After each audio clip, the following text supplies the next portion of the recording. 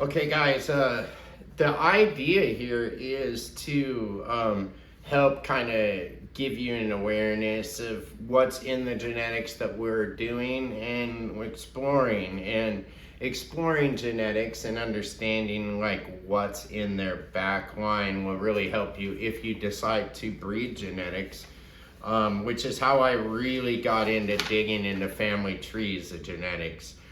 Today I wanted to talk about just a few genetics I have listed here. Just kind of did a little chart, you know, it's going to get crazy towards the end. And this is just sort of to talk about, you know, like the differences between today's poly hybrids and why I think that going backwards in genetic lines and all the way to land races is preferable for me as a breeder.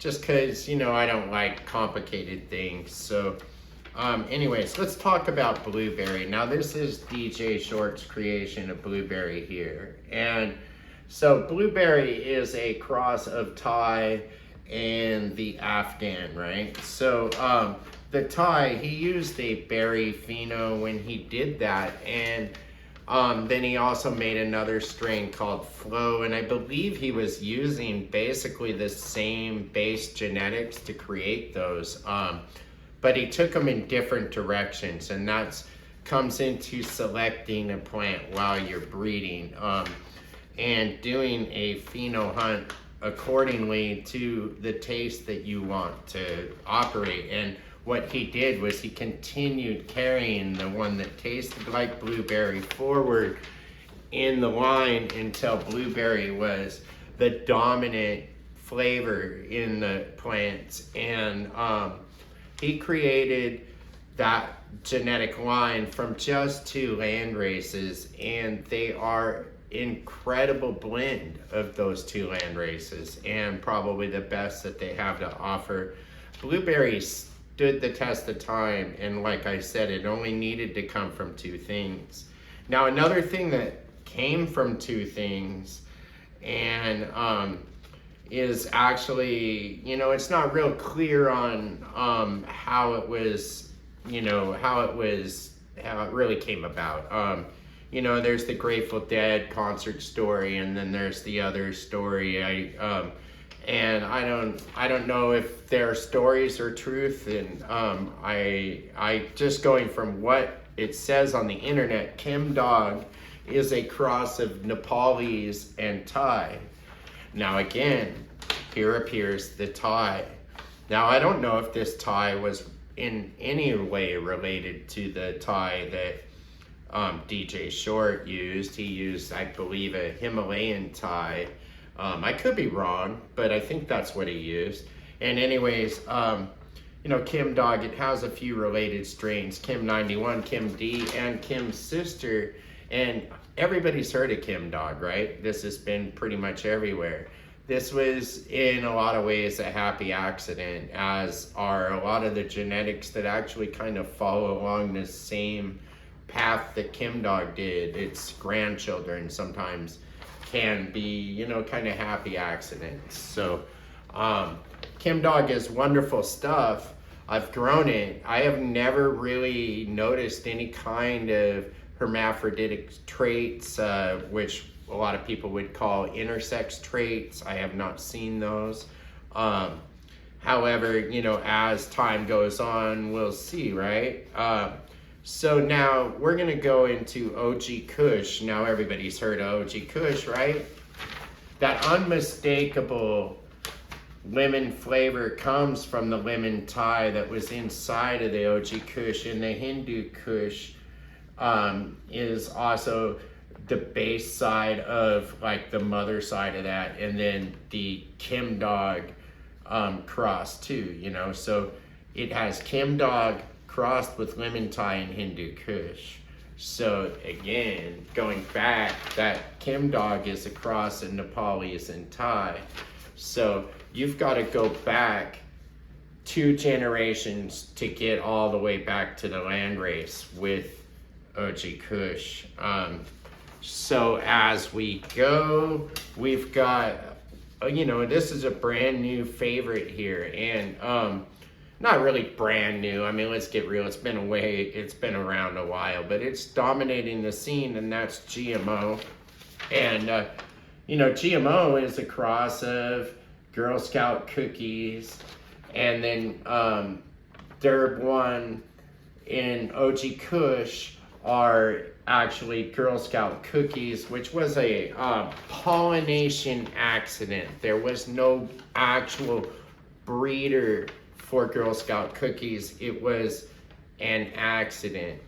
The ogkush was in another room, according to the story. They believe it was the Derb 1 male that they had in another room that got the pollen onto the ogkush to create the strain that rocked the universe. And Girl Scout cookies to this day still pretty much remains one of the most popular strains there ever was.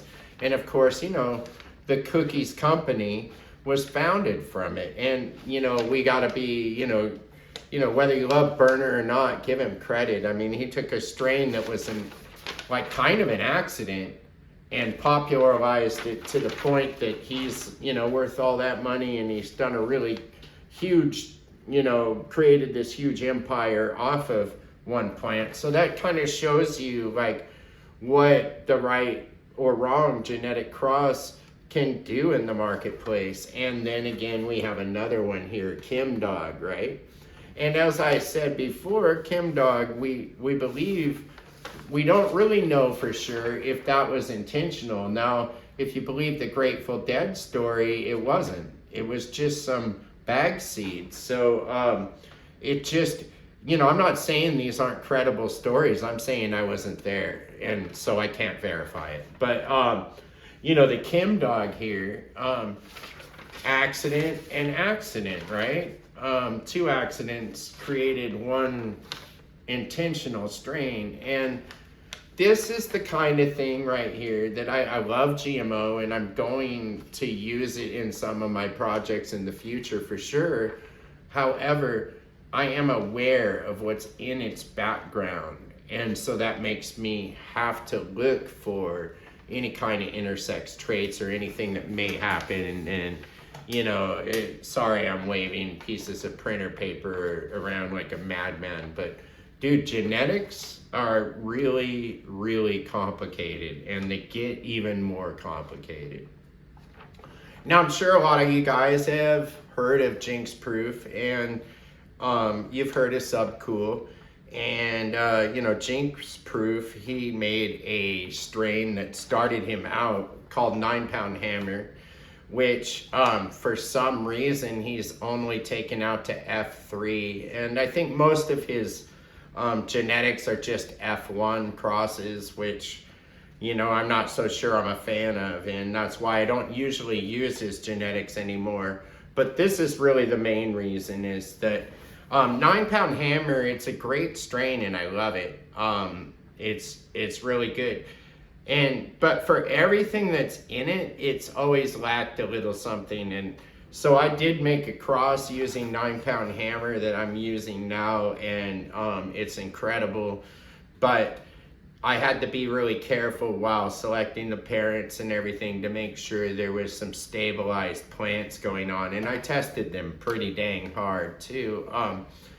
But, I couldn't fit all this on the paper. And as I'm talking, you'll actually see later on the side of the screen, you'll see the Jesus OG strain markers going on all through there. And I just got to tell you, it just kept going and going and going and going. And there was basically everything you've ever heard of inside 9 Pound Hammer. There was Gooberry on the left times Jesus OG, which is a cross of Hell's OG, Jack's Cleaner, and Space Queen. And then, of course, these are all names that we can't really track too well. So it makes it even harder to look into the parental lineage. And I've dug really deep, and I have a whole chart of the 9 Pound Hammer somewhere. But the reality is that, this is just kind of give you an example. We've got Hell's OG times Jack the Ripper, which is Nebis, which is OG Kush times Blackberry Afghani times Mexican, and then that goes back to Green Vietnamese times Skunk number 1 times G13 hash plant times, and it just keeps going.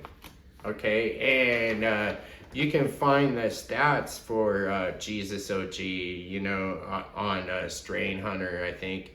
But anyway, when you're looking at, you know, something like this, what are you gonna do when you cross that to another thing like this?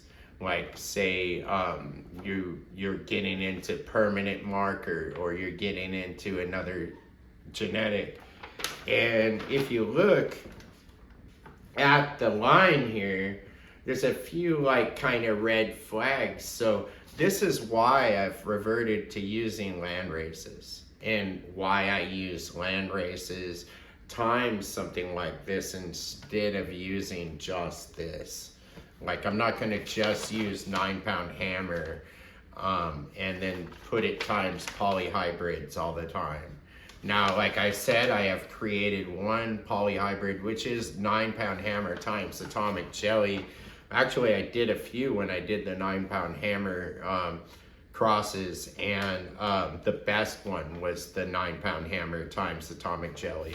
I've tested it for 2 years, and it is pretty stable, but there is, you know, a lot of interrelation going on. We've got parents and grandparents that match on both sides.